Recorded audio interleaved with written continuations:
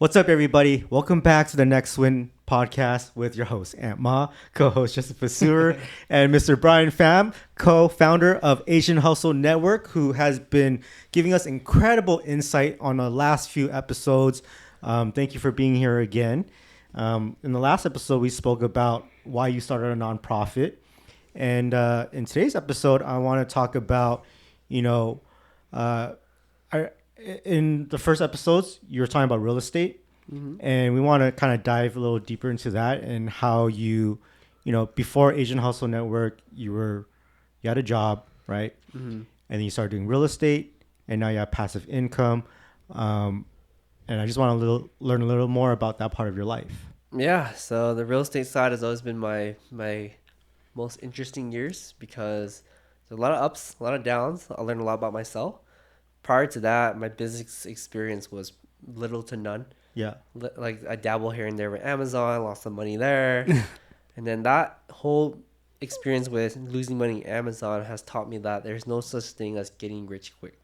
That's so crazy because there's so many people that try Amazon or talk about doing that. Yeah. And they say they're so successful. Yeah. So that's the first person I heard of who failed at it.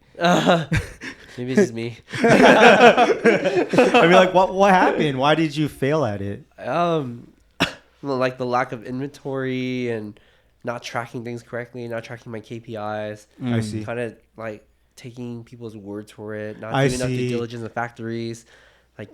spending $1,000 to ship it from Asia, wherever I get it from. Going through not knowing that I should hire someone else to check quality control somewhere along the way before I had to pay for shipping, which is like at that time it was like $500 or $600 to ship it over to By boat. the U.S. And obviously when it gets there, all your stuff is like either deformed, damaged, not what's supposed to look like. And you're like, how the heck am I supposed to sell this? Right. Yeah. So definitely lost money on that side. Well, it's a good learning experience because it taught me to take things slow, take things right, and do it step by step because you're not in any rush, right? Just do it right. Yeah. Yeah. So now you have passive income and you don't have an active job right now, right? So how did you get to getting passive income?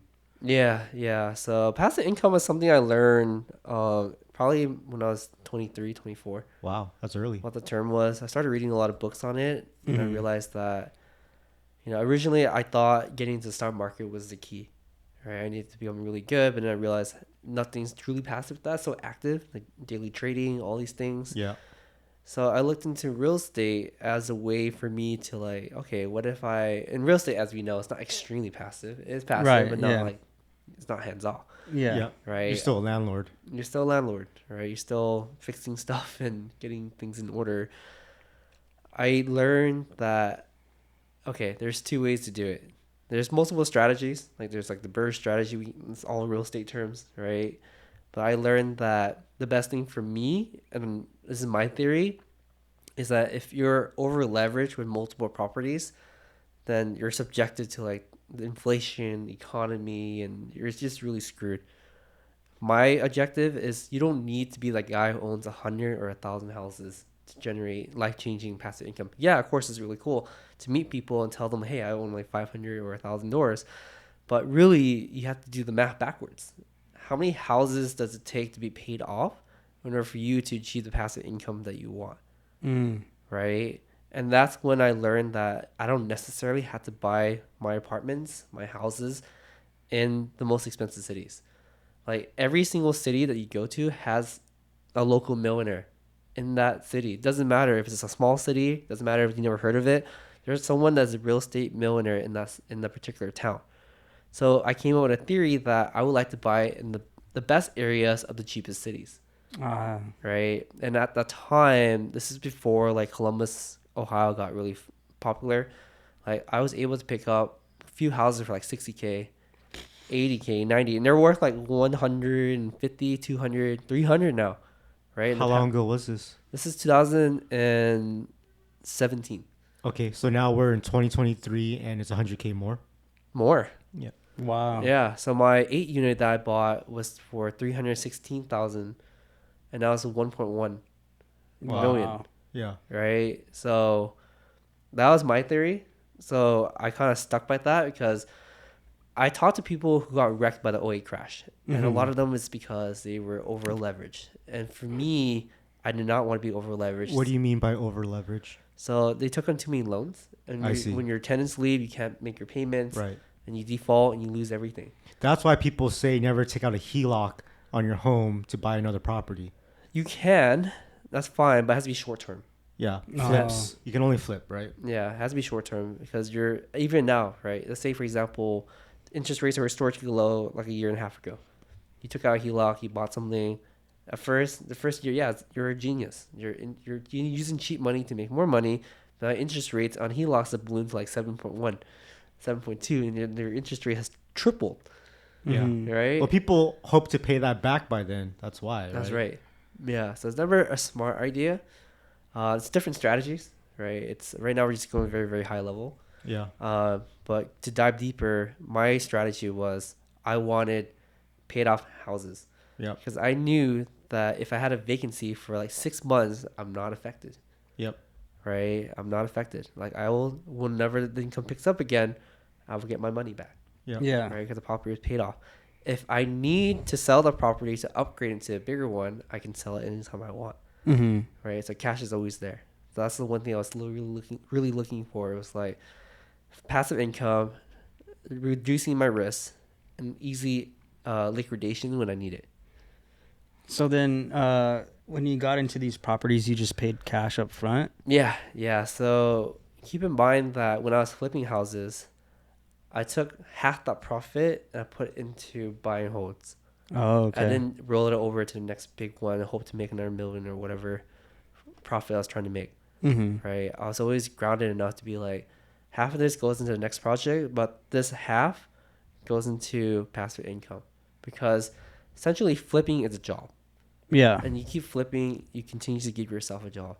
And what happens? You can't flip, you have no job, right? So I wanted, even if like the passive income was like 600, 700 per property, Mm-hmm.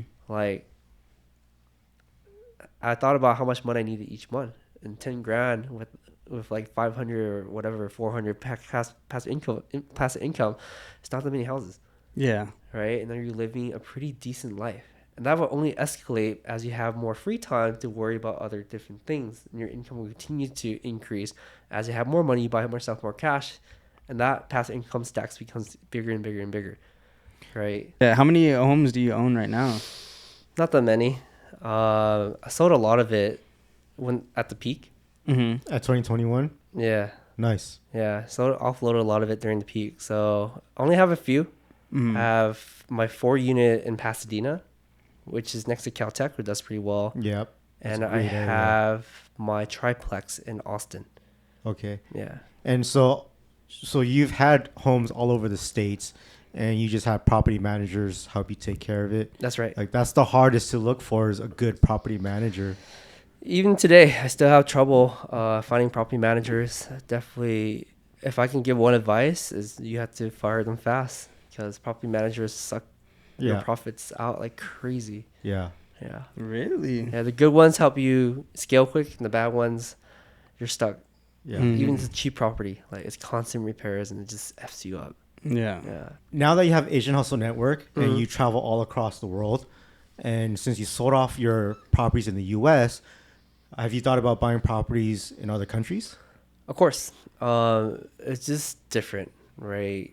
When you buy in different countries, they're subject to the government or like regulations locally, rules. But yeah, something I definitely thought about investing around the world. I mean, even for your own vacation homes, because right now when Yeah. you're traveling, where are you staying? Like Airbnbs? No, I have a apartment out there. Oh, nice. Yeah. Okay, so yeah, he's already ahead of what we're talking about. Yeah, I have an apartment. I mean, not like I own it, but I have like my own space. Okay, Yeah. that you rent. Yeah, because you have to be a citizen of that country usually To own. to own. So we're talking about in Vietnam. Yeah, How much is rent in Vietnam? it's cheap. What are we talking about here? Like $750. No way. For what size of an apartment? It's like I don't want to humble brag, but Eh. I have like a really high end apartment out in Vietnam for $800 a month. For $800 a month. Has security, pool, like you have everything you would need. This is like 1,000 square feet or something. Yeah, oversees So- the entire city, top floor. Yeah. I remember my whole life, in college, and people were just saying, "Why do you want to stay in the U.S.? We can go to Vietnam for $400 and live like a king." It's you true. know? It's true. And so, Maybe not 400. Inflation. Not happened. anymore. Yeah. Double, but still relatively cheap to us. so right now it's Yeah. $800. Yeah. So something like that here in Vegas, you think it would be like $3,000 to $4,000 a month? Easy. Yeah. Yeah. It comes furnished. You have cleaners, security guards, swimming pool. I mean, that gym. sounds more like the high-rise towers that we have on the strip that people can buy. Yeah. Yeah. And one thing that I heard is that out of the country, they usually sell things furnished, no? Or like Not always. oh, not always. Okay. Yeah. It just makes it easier Yeah. for me to request it that has everything. Yeah, of course. Yeah. I'm not trying to like figure out how to buy furniture. Yeah. All right, Justin, if we ever go to Vietnam, we're going to stay at his luxury apartment. Yeah, dude. Yeah. I thought about it. I was like, should I spend like $400 to get something modest or $800? Yeah. I'm like, we only live once. Yeah. Yeah. No, that's pretty tight. That's Yeah, I like awesome. that. All right, guys, I hope you enjoy this episode of Next Win.